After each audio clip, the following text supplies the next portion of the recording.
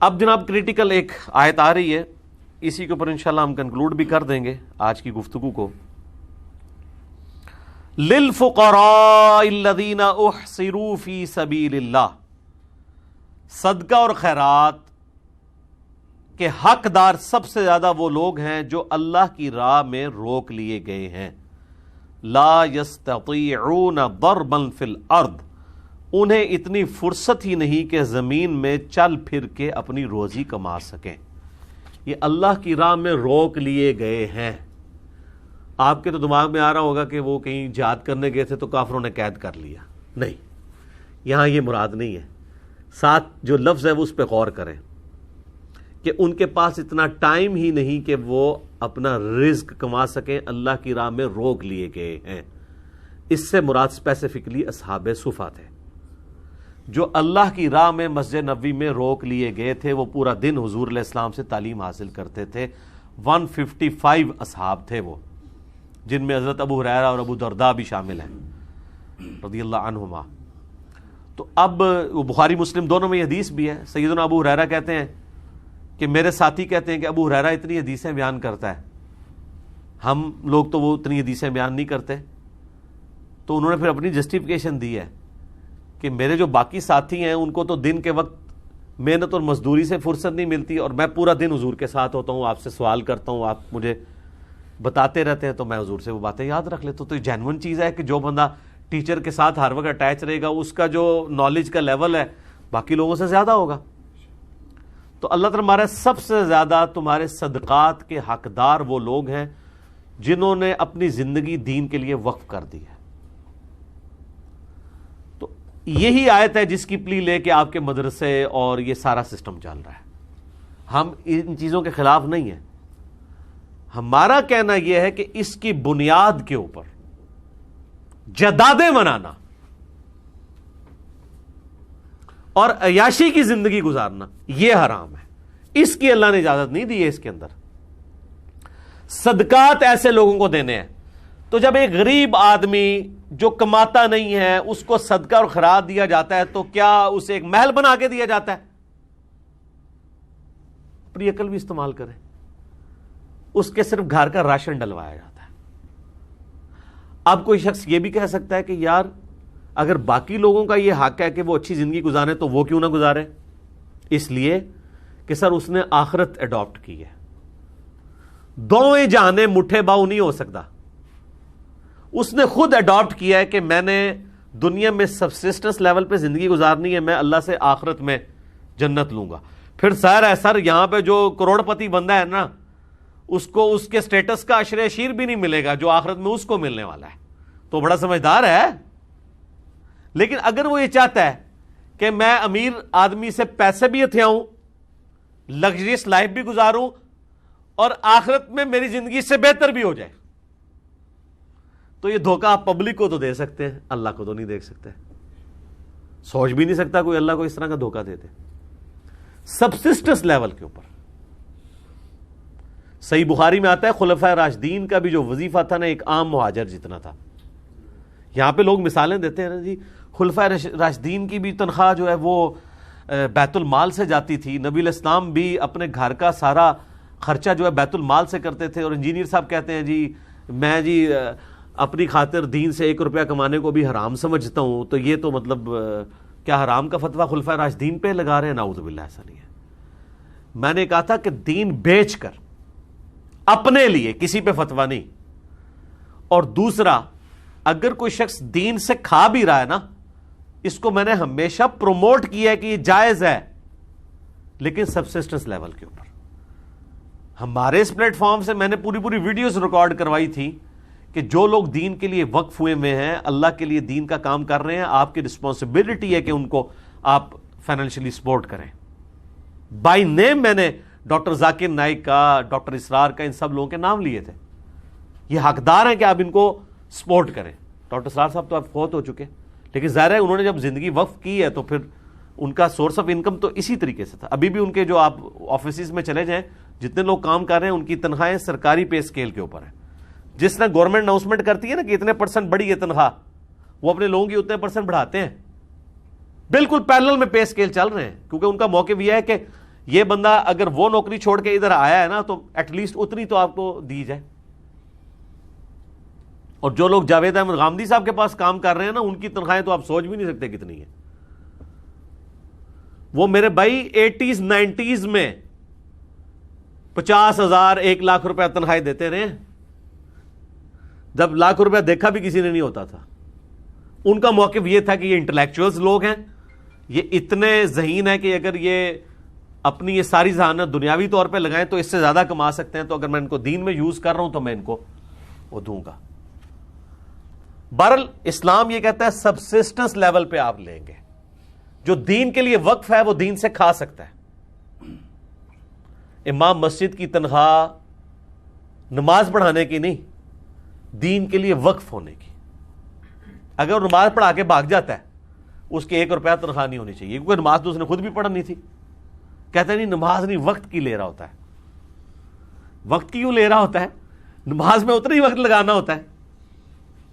یہ تو نہیں لادا اپنی جا کے پھر لادا پڑھتا ہے. ایک تنخواہ والی, ہاں اس طرح اگر وہ کر لے کہ تنخواہ والی لادا پڑھ لے نماز, اور پھر ایک اور اپنی بھی پڑھے, اور وہ اللہ تعالیٰ سے کہ یا اللہ یہ وہ ہے جو بغیر تنخواہ والی ہے, وہ میں نے وقت دیا تھا, پھر تنخواہ لے لے. ہاں جو قرآن کی تعلیم دے رہا ہے اس کی تنخواہ لے سکتا ہے, اس کو سپورٹنگ بخاری مسلم میں احادیث موجود ہے, میری اس کے اوپر ویڈیوز ریکارڈڈ ہے. لیکن ان سارے معاملات میں سبسسٹنس لیول کے اوپر ہے, جائیدادیں نہیں بنانی ہیں. اگر کوئی شخص جائیدادیں بنانے کے لیے مال اکٹھا کرتا ہے تو یہ ہے حرام. اب اس کانٹیکسٹ میں آپ کچھ احادیث ہیں میں یہاں پر بیان کر دوں. پہلے اس آیت کو مکمل کر لیں, اسی پہ ہم کنکلوڈ کر دیتے ہیں. یحسبہم الجاہل اغنیاء من التعفف. اللہ تعالیٰ فرماتا ہے کہ یہ وہ غریب لوگ ہیں جو یعنی کمائی نہیں کر سکتے, دین کے لیے وقف ہوئے ہوئے ہیں, اور ان کی حالت یہ ہے کہ جو ناواقف شخص ان کو دیکھتا ہے تو ان کے سوال نہ کرنے کے سبب ان کو غنی سمجھ لیتا ہے, کیونکہ مانگ جو نہیں رہے لیکن ان کی شکلیں بتا رہی ہوتی ہیں کہ یہ غنی نہیں ہے. وہ اللہ تعالیٰ فرمایا تعرفہم بسیماہم, تم ان کو ان کے چہروں سے پہچان لو گے. چہرے پہ فاقے کے آثار ہیں, حالات و واقعات بتا رہے ہوں گے کہ یار یہ تو بیچارہ غریب ہے. بخاری مسلم میں حضرت ابو ہریرہ کے بارے میں آتا ہے کہ کئی بار میں بھوک کی وجہ سے بے ہوش ہو جاتا تھا, لوگ سمجھتے تھے اسے مرگی کا دورہ پڑ گیا, لیکن میں مانگتا کسی سے نہیں تھا. کہ بھئی سوال کرنے کی ممانعت ہے. اندازہ کریں بھوک سے بے ہوش ہو رہے ہیں اور مانگ نہیں رہے کہ سوال کرنے کی ممانعت ہے, جس کو سوال کرنا جائز بھی ہے. یہ ہے فرق. اسی لیے بخاری اور مسلم دونوں میں حدیث ہے, نبی علیہ السلام فرمایا مسکین وہ نہیں ہے جو 2 وقت کی روٹی لوگوں سے مانگتا پھرے, مسکین وہ ہے جو غربت کے باوجود کسی کے آگے ہاتھ بھی نہ پھیلائے, اللہ یہ کہ تم اسے خود پہچان لو تو پہچان لو, تم سے وہ نہیں مانگے گا, وہ مسکین ہے, وہ حقدار ہے کہ اسے دیا جائے. تو یہ پروفیشنل بیگرز پھر کہاں رہ گئے؟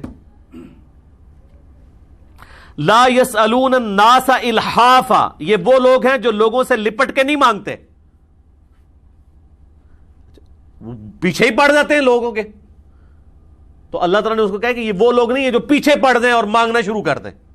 اللہ اکبر. وما تنفقوا من خیر فإن اللہ بہ علیم, جو کچھ بھی تم اللہ کی راہ میں خرچ کرتے ہو پس اللہ تعالیٰ خوب جانتا ہے, یعنی اللہ تعالیٰ تمہارے اجر کو ضائع نہیں کرے گا, اللہ کے علم ہے تم نے اللہ کے لیے سب کچھ خرچ کیا ہے. تو یہ اس کانٹیکسٹ میں نبی علیہ السلام کی ایک حدیث بھی ہے, سنن نبی داؤد میں, سنن نسائی میں. نبی علیہ السلام فرمایا جس کے پاس 40 اوقیہ 40 درہم یا 1 اوقیہ اسے کہتے ہیں, 40 درہم اس وقت 4 دینار کے برابر تھا, سونے کے 4 سکوں کے برابر, اور چاندی کے 40 سکے, 1 درہم 1 اوقیہ کہلاتا تھا. آج کا وہ 1.5 تولے سونا بنتا ہے. جس کے پاس 1.5 تولے سونا ہے آج کی ڈیٹ میں, یا اس کی مالیت اس کے پاس موجود ہے, اس کے باوجود وہ کسی سے سوال کرتا ہے, تو نبی علیہ السلام فرمایا کہ وہ وہی ہے جو قرآن میں کہا گیا کہ جو لپٹ کے زبردستی مانگنے والا ہے. یہ ہے کرائٹیریا. اچھا, اب وہ حدیث ہے بخاری و مسلم دونوں میں حدیث ہے, نبی علیہ السلام فرمایا کہ جو شخص لوگوں سے مانگتا ہے خواہ یعنی مال جوڑنے کے اعتبار سے بات ہو رہی ہے, تو قیامت والے دن اس حال میں آئے گا کہ اس کے چہرے پہ گوشت نہیں ہوگا. یہ سب سے پہلا عذاب اس پہ پڑے گا. مسلم شریف میں حدیث ہے جو شخص مال بڑھانے کے لیے مانگے تو وہ لوگوں سے انگارے مانگ رہا ہے. اب تمہاری مرضی ہے زیادہ انگارے مانگ لو یا تھوڑے. جو میں نے کہا تھا نا کہ جو شخص دین کے لیے وقف ہے نا وہ سبسسٹنس لیول پہ دین سے کھا سکتا ہے. یہاں پہ مسلم شریف کی حدیث میں آگے نبی علیہ السلام فرمایا کہ جو شخص مال بڑھانے کے لیے مانگ رہا ہے نا وہ دوزخ کی آگ جمع کر رہا ہے. تو یہ مال بڑھانے کے لیے کر رہے ہوتے ہیں نا. 3,000 امام مسجد کی تنخواہ ہے, خطیب کی 10,000 ہے, یا آج کل چلے 25 تک پہنچ چکی ہے, اور گاڑی ہونڈا سیوک رکھی ہے اور ڈرائیور بھی رکھا ہوا ہے. یہ مال بڑھانے کے لیے مانگ رہے ہیں. تو یہ دوزخ کی آگ ہے. یہ گاڑیاں نہیں ہیں, یہ دوزخ کی گاڑی ہیں.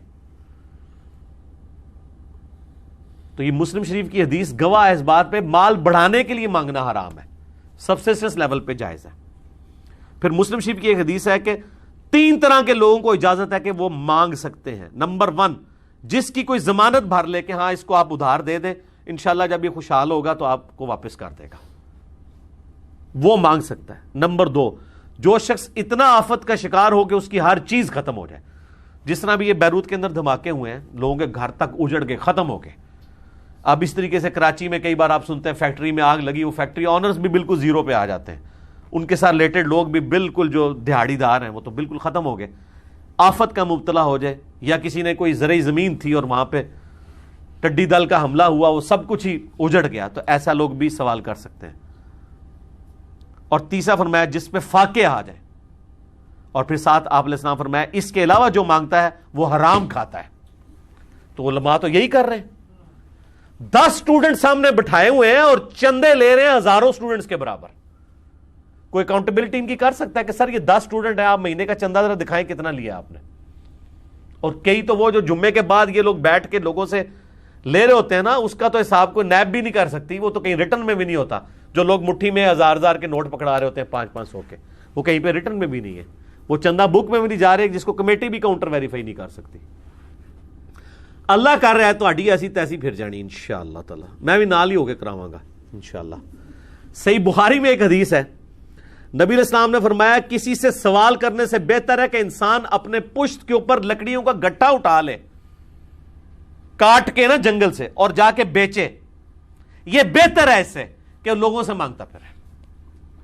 اور آخری حدیث جو میں نے پچھلی دفعہ بیان کی تھی ابو داؤد اور ابن ماجہ میں, کہ ایک غریب شخص حضور علیہ السلام کے پاس آتا ہے اور آپ صلی اللہ علیہ وآلہ وسلم سے کہتا ہے میری کوئی مدد کریں, میں غریب ہوں. آپ فرماتے ہیں کہ تیرے گھر کوئی چیز ہے؟ وہ کہتا ہے جی ایک صرف چٹائی ہے میرے پاس, وہ ہم اوڑھتے بھی ہیں نیچے بچھاتے بھی ہیں, اور ایک صرف چاندی کا پیالہ ہے.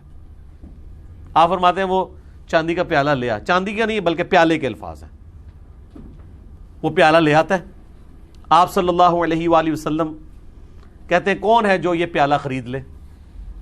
ایک شخص کہتا ہے میں 1 چاندی کے درہم کے عوض خریدتا ہوں. آپ فرماتے ہیں اس سے زیادہ. اب اس کی قیمت تو نہیں تھی, حضور کو وہ سپورٹ. دوسرے نے کہا میں 2, آپ نے اس کو دے دیا, اور پھر آپ نے کہا کہ جاؤ 1 درہم سے اپنے گھر میں کھانا ڈلواؤ. یہ وہ واقعہ جو آپ بچپن میں 3ری 4تھی کلاس میں اردو کی کتاب میں پڑھتے رہے ہیں, یہ حدیث ہے ابو داؤد کی. ایک جو ہے وہ درہم سے گھر میں کھانا ڈلواؤ, اور 1 درہم سے جا کے نا کلہاڑا لے کے آؤ. اور پھر آپ علیہ السلام نے اپنے مبارک ہاتھوں سے اسے اس میں دستی بھی ڈال کے دی, اور آپ نے فرمایا کہ یہ لے جاؤ کلہاڑا, جنگل میں جا کے لکڑیاں کاٹ کے بیچو, اور 15 دن مجھے اپنی شکل نہیں دکھانی. یہ الفاظ ہیں, کیونکہ یہاں تو لوگ کہتے ہیں میں آج ہی جناب امیر بن جاؤں راتوں رات. کاروبار بھی شروع کرتے ہیں تو کہتے ہیں میں آج ہی کروڑ پتی ہو جاؤں. آپ میں 15 دن میں بوتھی بھی نہیں دکھانی اپنی. 15 دن کے بعد وہ آیا تو 10 درہم ہوئے تھے اس کے پاس, وہ لکڑیاں بیچ بیچ کے. تو اس نے گھر والوں کو کپڑے بھی لے کے دیے. پھر نبی علیہ السلام نے اس وقت اسے سمجھایا, آپ نے فرمایا یہ اس سے بہتر تھا کہ تو لوگوں سے مانگتا پھرتا, یہ اس سے بہتر تھا جو میں نے تیرے ساتھ کیا. اور پھر آپ علیہ السلام نے اس موقع پہ فرمایا کہ جو شخص دنیا میں لوگوں سے سوال کرتا ہے قیامت والے دن اس کا چہرہ سیاہ ہوگا, سوائے اس شخص کے کہ جو بالکل محتاج ہے, یا بہت زیادہ مقروض ہے, یا دیت اتارنے کے لیے, یعنی اس سے غلطی سے قتل ہو گیا, قتل خطا, اور وہ اس کی دیت آپ کو پتا ہے 100 اونٹ ہے آج کا, 1.5 کروڑ روپیہ, اب وہ نہیں اتار سکتا, تو پھر اس کی آپ کو مدد کریں کہ چلیں, اس کے سوا وہ سوال بھی نہیں کر سکتا.